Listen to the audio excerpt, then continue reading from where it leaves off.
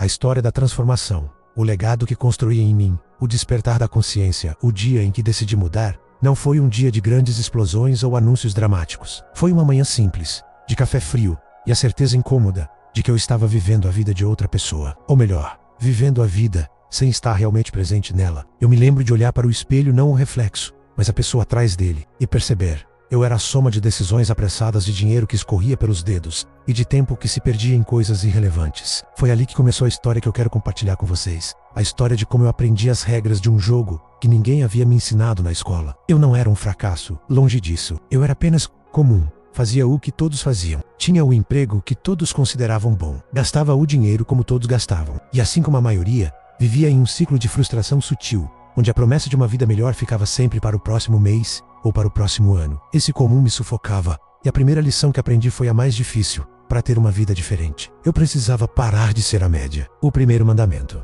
invista em você mesmo. Eu ouvia muito essa frase, mas ela soava sempre como um clichê de autoajuda. Para mim, investir em mim significava comprar uma roupa nova ou tirar férias caras. Por engano, o verdadeiro investimento em mim mesmo não tinha a ver com ostentação, mas com a capacidade de gerar valor. A chave virou quando comprei um curso online sobre uma habilidade que eu achava complexa demais. Gastei o dinheiro que usaria em um final de semana na praia. Senti medo, pensei: e se não dar certo? E se for um desperdício? Mas a pergunta mais importante veio em seguida: e se dar certo, e eu demorar anos para começar só porque tive medo de arriscar esse pouco dinheiro? A partir daquele momento, o dinheiro que eu dedicava ao meu desenvolvimento deixou de ser um gasto e se tornou capital. Eu comecei a ler vorazmente. Não apenas livros da minha área, mas sobre história, filosofia, psicologia. Cada página era um degrau. Cada novo conhecimento não me dava apenas um diploma, mas uma nova lente para ver o mundo. Eu entendi que o ativo mais valioso que eu possuía não era meu salário ou minha conta bancária, mas sim o meu cérebro, a minha saúde e a minha disciplina. Comecei a tratar meu corpo como a única máquina que eu teria para toda a vida.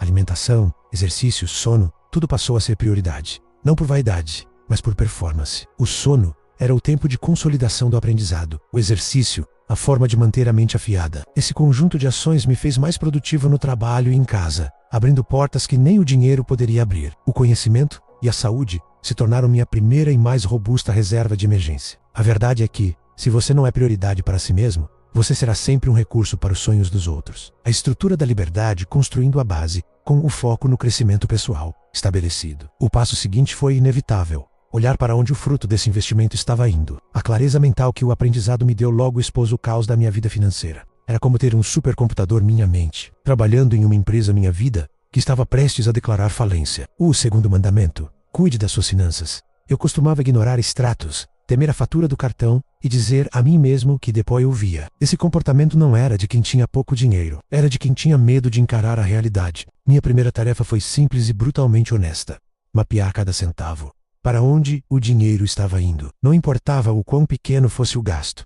Anotei tudo. O que descobri foi chocante. Pequenos desperdícios diários somavam quantias absurdas no final do mês. Meu problema não era a falta de dinheiro, mas a ausência de controle. Foi quando adotei a mentalidade de que o dinheiro é um soldado, e eu sou o general. Se eu o mando para a batalha sem estratégia, ele será derrotado. Cuidar das suas finanças não é sobre ser mesquinho, é sobre ser intencional. É dar a cada real um propósito. Primeiro, eu me paguei. Antes de pagar qualquer conta, uma porcentagem do meu salário ia para uma conta de investimento. Depois, o essencial. Por último, o lazer. Essa inversão de prioridades, pagar a mim primeiro, foi transformadora. Eu encarei as dívidas como um inimigo que deveria ser eliminado rapidamente e com cirurgia. Negociei, cortei o que era supérfluo e usei a raiva daquela situação como combustível para pagar o último centavo. Ao me livrar da dívida e construir uma reserva de emergência, o famoso colchão de segurança, a ansiedade que pairava sobre mim simplesmente se dissipou. A liberdade não é ter milhões, mas saber que as suas contas não controlam o seu futuro. Quando suas finanças estão em ordem,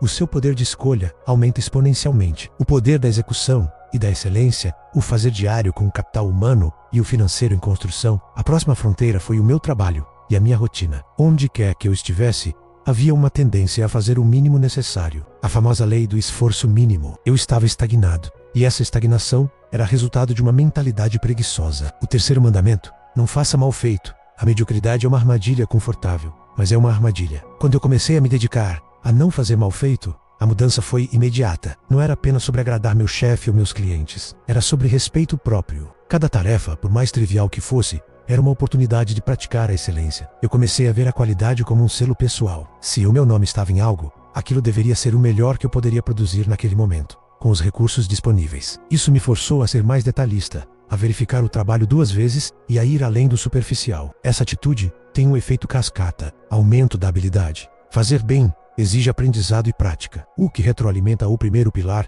invista em você mesmo. Reconhecimento, a excelência se destaca naturalmente. Em um mundo de pressa e superficialidade, que entrega algo de alta qualidade é notado. Orgulho pessoal, a satisfação de concluir um projeto com a certeza de que você deu o seu melhor, é um combustível poderoso, muito maior do que qualquer elogio. A história de quem se contenta com o mais ou menos nunca é inspiradora. O seu nome e o seu trabalho são o seu maior ativo de marketing. Se você quer ser pago como o melhor, você precisa primeiro se comportar como o melhor. Pare de entregar a mediocridade que o sistema espera e surpreenda com o padrão que você estabeleceu para si. O 4º mandamento: não desperdice seu tempo. A excelência e a qualidade exigem tempo, mas não qualquer tempo.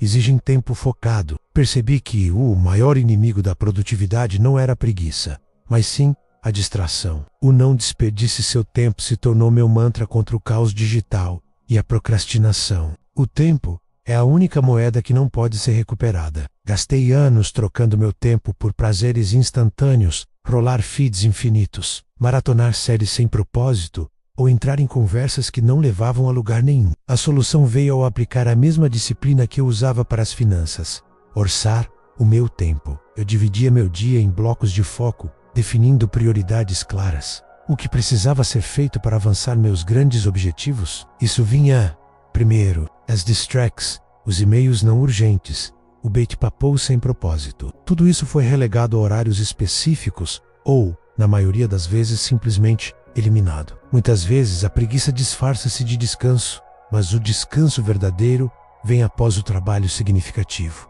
A procrastinação não é a falta de tempo, é a falta de clareza ou aversão à tarefa. A única maneira de combater isso é com ação imediata. Comece. Dê o primeiro passo. O ímpeto inicial é o maior obstáculo. Ao dominar seu tempo, você domina sua vida. Quem aprende a não desperdiçar um dia, constrói uma vida extraordinária. A sabedoria silenciosa dominando o exterior. A jornada do desenvolvimento pessoal rapidamente me colocou em contato com pessoas de todos os tipos. E por um tempo eu perdi muita energia em batalhas que não eram minhas e em discussões que não tinham vencedores. O 5º mandamento: não discuta com tolo. Esta é a lição mais libertadora de todas e é o que mais economiza energia mental. Eu costumava sentir a obrigação de corrigir o erro, de provar o meu ponto, de mostrar a verdade para quem estava convicto do contrário. Isso é vaidade, e essa vaidade me custava horas de estresse e frustração. Não discuta com tolo não significa que você é mais inteligente, significa que você é estratégico. O tolo, na maioria das vezes, não está procurando a verdade. Ele está procurando uma audiência, e quando você se engaja na discussão, você se torna essa audiência e nivela-se ao argumento dele. A vitória do tolo é fazer você perder seu tempo e sua paz. Eu aprendi a identificar essas armadilhas rapidamente. Se uma pessoa não está disposta a mudar de ideia, ou se o assunto não é diretamente relevante para o meu crescimento ou o meu trabalho, o silêncio é a minha resposta mais forte. A energia que eu economizava ao evitar discussões fúteis era direcionada para a criação, para o estudo, para o trabalho que realmente importava. O silêncio é uma arma poderosa. Ele frustra quem busca o conflito e preserva sua serenidade. Sua reputação não depende de vencer todas as discussões. Ela depende da qualidade das suas ações e dos resultados que você apresenta. Deixe que os tolos gritem no vazio. Você estará muito ocupado construindo a arte da paciência e do distanciamento, o olhar no longo prazo, com a vida organizada em bases sólidas, investimento pessoal, finanças, excelência no trabalho e paz de espírito, menos a minha visão começou a se estender para o horizonte. Eu parei de viver no modo reação e passei a viver no modo criação.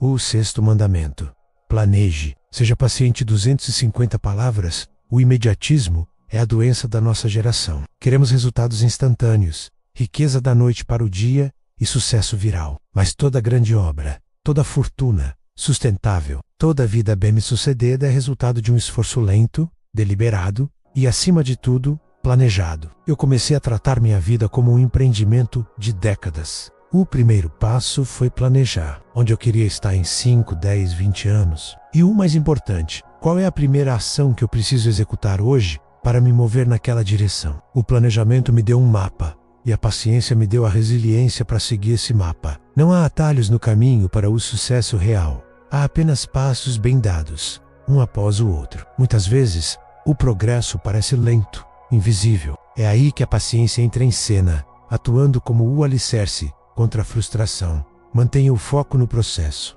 Celebre as pequenas vitórias, mas não se distraia com elas. A maioria das pessoas desiste porque superestima o que pode fazer em um ano e subestima o que pode alcançar em dezembro. Lembre-se, o tempo passa de qualquer forma. Seu trabalho é garantir que ele esteja trabalhando para você e não contra. Semeie hoje, regue com consistência e a colheita virá no tempo certo. O 7º mandamento: não siga a manada por fim, a lição que coroa todas as outras. A sua vida deve ser uma criação sua, não uma cópia do que os outros estão fazendo. A maioria das pessoas vive no piloto automático, seguindo tendências, comprando o que a publicidade manda, investindo onde o vizinho investiu e buscando a validação social a todo custo. Isso é a manada. Não seguir a manada exige coragem, exige que você se sente consigo mesmo, defina seus valores e construa o seu próprio caminho, mesmo que ele pareça solitário. A manada investe em dívidas de consumo.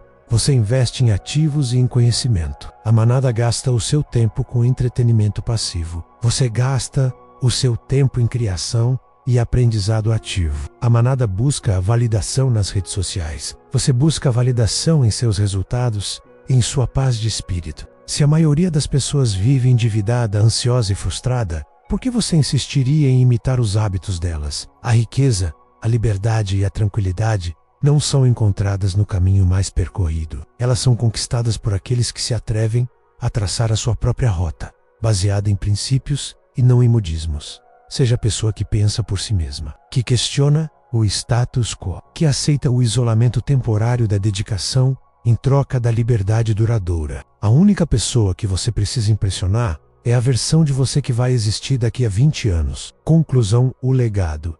E essa é a história, contada em 7 princípios que se entrelaçaram e transformaram a minha vida. Não foi uma mudança da noite para o dia. Foi uma jornada de autodescoberta e disciplina. Eu comecei apenas com a frustração de ser comum e a decisão de que eu merecia mais. Eu decidi investir em mim mesmo como prioridade. Tratei de cuidar das minhas finanças como meu dever e me dediquei a não fazer mal feito e a não desperdiçar meu tempo. Aprendi que não discutir com tolo preserva minha energia para o que importa e que o segredo de tudo é planejar com paciência. Finalmente descobri que a liberdade só é real quando você decide não seguir a manada. O legado que você constrói não é o que você deixa, mas o que você muda em si mesmo. Comece hoje. A história da sua transformação está apenas esperando que você escreva o primeiro capítulo com propósito.